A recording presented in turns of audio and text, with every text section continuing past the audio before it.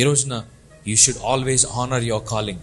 దేవుని యొక్క పిలుపు మీ జీవితంలో ఏమైందో దాని మీద మీ దృష్టి కలిగి ఉండాలి. అపవాది ఆ యొక్క కాలింగ్ కంటే కూడా మీ యొక్క టెంప్టేషన్ మీద ఎక్కువ కాన్సన్ట్రేట్ చేస్తాడు. మీ జీవితంలో ఇదిగో ఇటు వెళ్తే దేవుని మార్గము, ఇటు వెళ్తే సుఖమైన పాప మార్గము. అపవాది అంటాడు ఇటు వెళ్తే ఏముంటుంది చెప్పు, అదే ఇటు వెళ్ళామనుకో నీ జీవితంలో ఇప్పటివరకు తీరని ప్రతి కోరిక తీరడం ప్రారంభిస్తావు. నీ జీవితంలో ఇప్పటివరకు అనుభవించలేని గొప్ప గొప్ప క్రియలు కూడా నువ్వు అనుభవించడం ప్రారంభిస్తావు. నా మాటను ఇటెళ్ళు, నీ దగ్గర ఉన్న డబ్బులు ఇక్కడ పెట్టు. అపవాది నేను ప్రేరేపిస్తాడు. నువ్వు కష్టపడి సంపాదించిన ధనాన్ని ఏదో ఒక జోదంలో పెట్టాలని ప్రేరేపిస్తాడు. దాని ద్వారా నీ భవిష్యత్తే కాదు, నీ తర్వాత తరాల భవిష్యత్తును కూడా పాడు చేస్తాడు.